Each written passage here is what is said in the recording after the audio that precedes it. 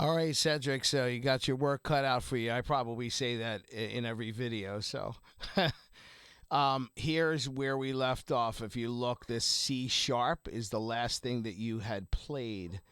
And the last thing that I'd written for you. And I don't remember which C sharp you played, but if you were just playing root position, that's perfectly fine.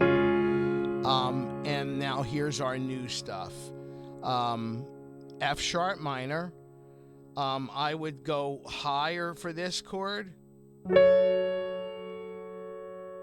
And it says in parentheses, add 9, then resolve. So resolve would mean that you go back to the F sharp minor. But add 9 means you're going to add a G sharp to the chord. And it's really pretty sound. It's this.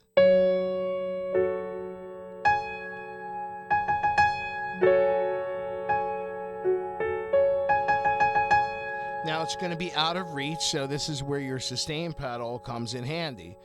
I'll hold out, right you go, I'll hold out. You let the literally hold out. The chord is held out by the sustain pedal, and then the best way to resolve it, instead of just going back to the chord, because that may sound a little clunky to go like, I would say resolve it by just striking an F sharp after the G sharp. So you're just basically playing an F sharp minor chord, and then before he says the word hand, he just goes, and then B7, and I would play this B7. Start with root position B, and then put the 7th on the bottom. So you have your B bass note and root position B chord, but then instead of playing the B, you play the 7th, which is the A. And then B minor and my heart, and then C sharp minor.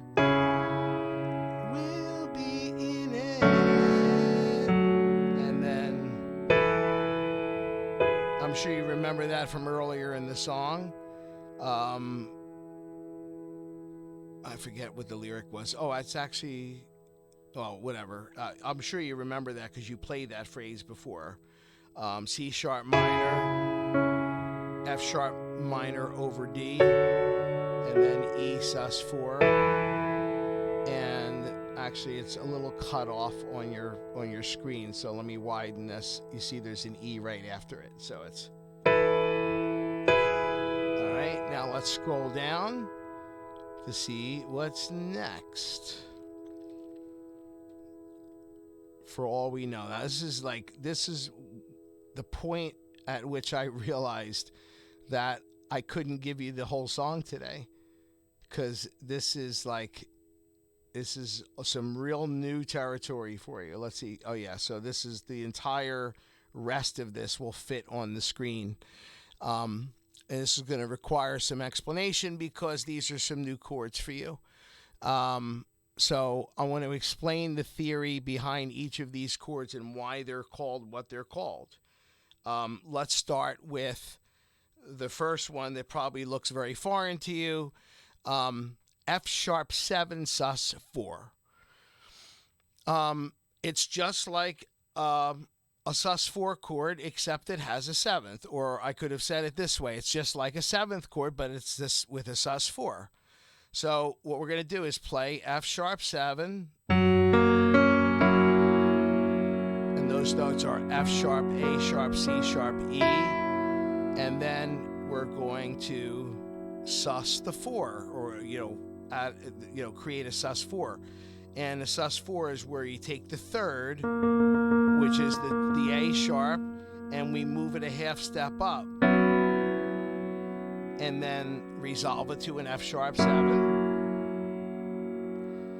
And now here's the real foreign chord here. Totally new territory for you. F sharp 7 flat 9. So the nice thing about chord names, and you learned this a long time ago, chord names are the recipe of how to make the chord. So if you take a look at the F sharp 7 sus 4, it's telling you how to make it. F sharp 7 sus to 4. This is saying F sharp 7 flat to 9. But of course, there isn't a 9 in an F sharp 7 chord. So the implied knowledge in this is that you're adding the 9, but you're adding a flatted ninth. So you learned from the chord we did earlier. Was that? Oh, and here's the great news. The chord we did earlier, the F sharp minor, and then I said add the 9. You learned already what the ninth is in an F sharp chord. It's a G sharp.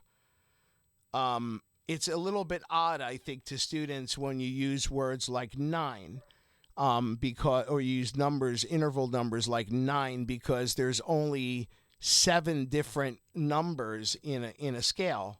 Do, re, mi, fa, sol, la, ti, 1, 2, 3, 4, 5, 6, 7. So when you see chords that include numbers that go beyond 7, a common question that I get is why? And the answer is when you use a high interval, it implies that there are other intervals that need to be involved as well. So when you refer to something as a ninth, it means that you're going to be using the 7th also. It's just chord language. You just don't question it. You just understand it. So because a ninth could be called something else too. Right, a ninth could also be called a 2. And in some cases, you will see a chord that will be called like add 2. I may have even given you stuff. In fact, I'm sure I've given you stuff that was called like add 2 or sus 2. There may even be one in this song, a sus 2 somewhere in this song. But if you use the terminology of 2, then you would not add a ninth or 7th to it because you're using the low number to identify it.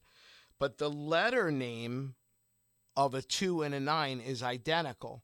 So in an F sharp scale, do, re, mi, fa, sol, la, ti, do, the do is F sharp, the 2 is G sharp, also known as the ninth. All right, so, and you know that the G sharp is the ninth from the chord that I played earlier for you, that F sharp minor, and then add the ninth.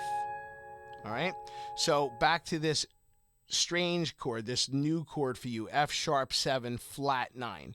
So remember, we are already in this territory of F sharp 7 because we did F sharp 7 sus 4 and then F sharp 7. So what would F sharp 7 flat 9 look like? Well, what we would do in this case, because it's already a 4-note chord and we don't want to add a 5th note, it just makes it real cluttery and weird and hard to play. We're going to sacrifice the root. We're going to sacrifice the F sharp, and we're going to move it to the ninth, and then we're going to flatten the ninth. So if you flatten a G sharp, it becomes a G natural. So here's the chord. And then the root that we removed, we're going to put it back in the bottom. And then the last chord on that line is F sharp 7.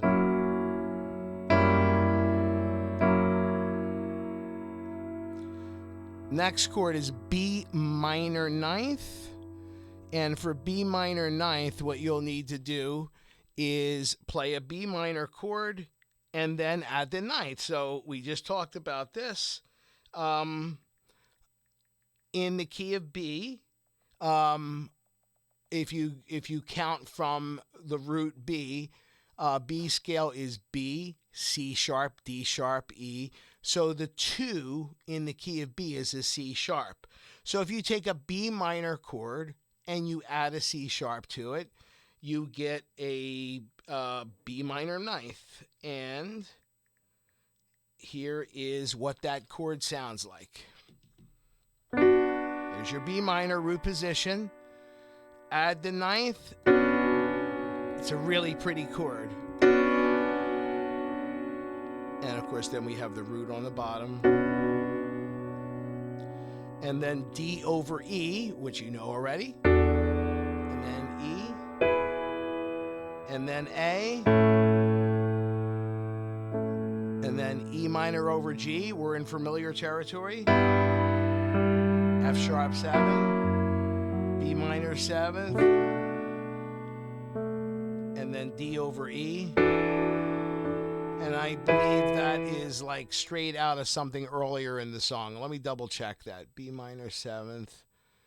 Oh, I think it was just B minor earlier. So they are interchangeable. But just so you know, B minor 7th is B minor with an added A.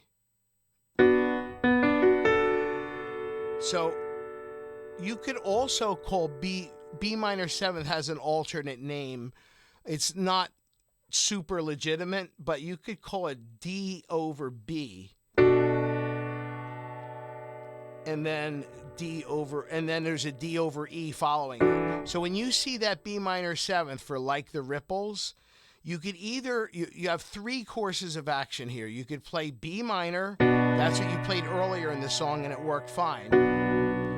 Or you can actually think like B minor 7th, a legit B minor 7th, which is a B minor with an added A. Or you could do the little shortcut trick and think of it as D over B, which segues nicely to the D over E that's right after it, because then all you have to do is literally just change the bass note. All right? So I'm assuming that you were with me the whole time. Of course, nice thing about a video is you could rewind this 100 times. We are going to go back to that C sharp where we left off from last week, 2 weeks ago, and I'm going to play what we have so far. Here's all your new stuff, starting from the C sharp.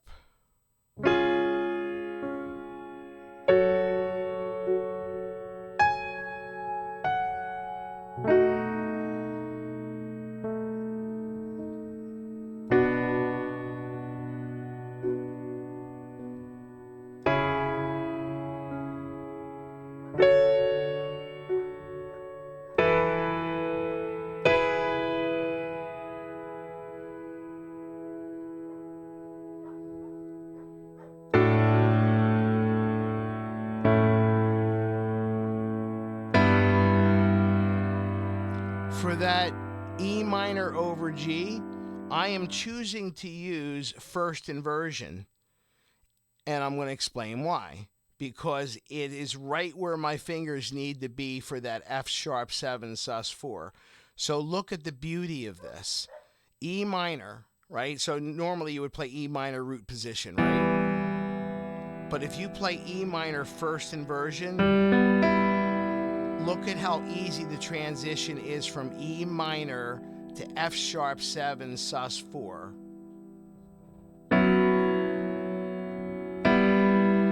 The B and the E stay in the chord. All you need to do is move the G to an F sharp and then add this C sharp. And then F sharp 7. And then F sharp 7 flat 9.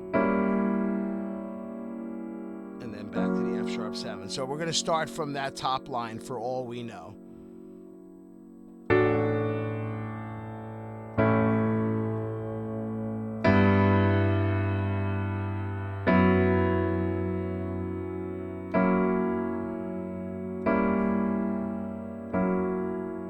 I'm going to play that again for you.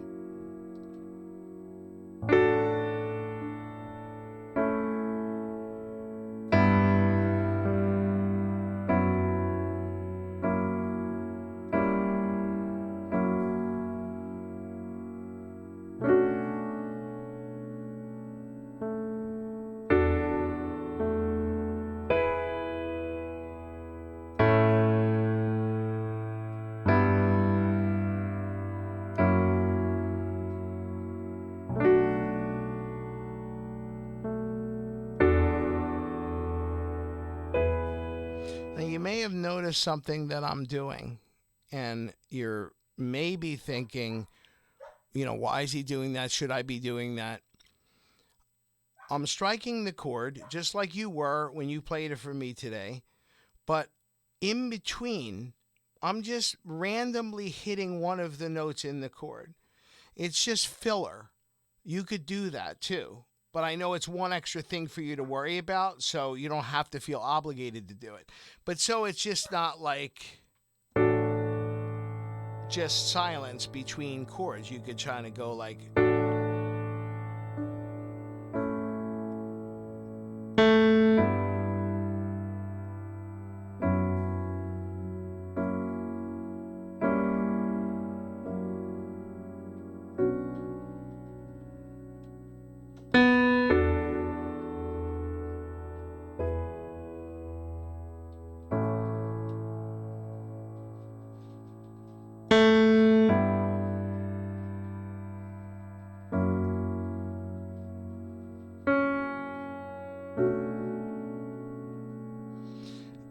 Stylistically, it's really rewarding, and it requires very little effort. Your hands are already playing the chord, so while you're there, you could just strike one of the keys again. For the purposes of kind of highlighting it, I struck that extra note a little loud so you could hear what I was talking about. But if you rewind back in the video and just kind of pay attention to what I was doing when I wasn't really thinking about it and I was just doing it because it's part of my style, you'll find that I was very gentle with it. So think about adding that to your bag of tricks. There you go. And I will see you in 2 weeks. Take care.